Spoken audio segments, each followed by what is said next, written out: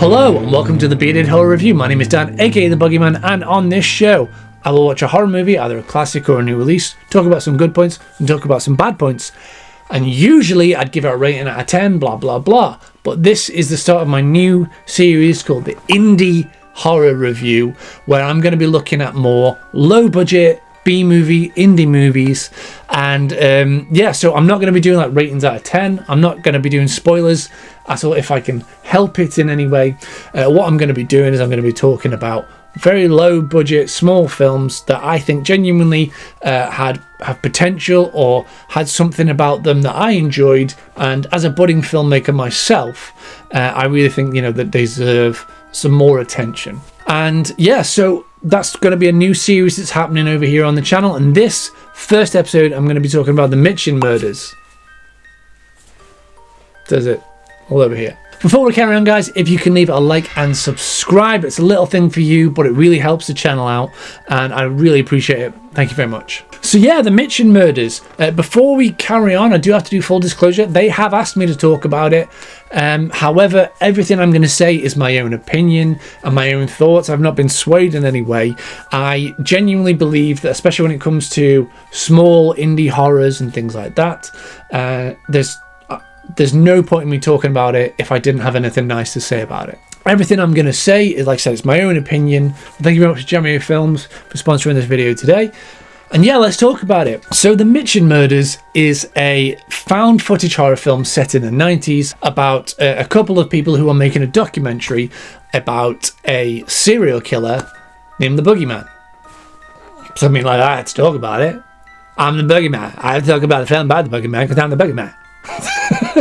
Anyway, so it kind of goes off this that very much found footage area. Like, it's very much set in a documentary style, where they're kind of tracing the steps of this killer in this very small Americana town. And I watched it on Tubi. It's free on Tubi, so it's there streaming now if you want to go see it. And genuinely, I did enjoy this film. I really enjoyed it. I found the premise was really good, and you can see the effort and the kind of the passion behind it and what they're really trying to do. The story itself was a lot better than a lot of B movies and like really small indie films that I've seen.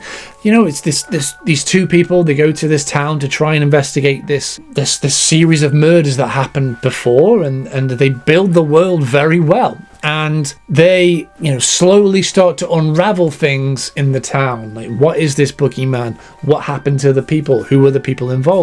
And they do it through a series of, handheld camera shots where they go into the woods and they do some like voiceovers over montages, and they interview people from the town. And yeah, it's this natural conflict arises in the film, and there is some genuinely good acting in there. There is some classic B-movie acting in there. I'm not going to say who or where, but it's genuinely was kind of a little fun little romp to watch. It's an hour 20 minutes, and I genuinely did enjoy this. And it went somewhere that I wasn't quite expecting it to go.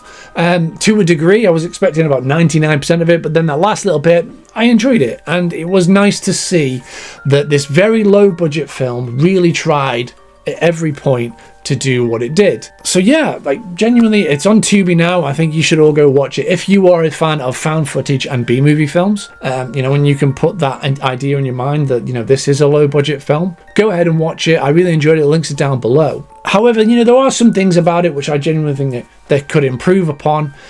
Things like the sound design wasn't the best, and the music choices weren't 100%. But I'm sure that the production company, can look at that and improve on it next time. It wasn't a massive downgrade on it, but it was something that genuinely kind of stood out to me, especially as a musician and someone who really does pick up on sound as well. It just was one of those things that I noticed, and some people might not. But for me, it was one of those things. So the sound design and the music choices were the only things that kind of brought this film down for me. There was a few choices that they made to kind of show certain aspects of the film and link things together. I just felt that they could have done, they could be improved in their next films.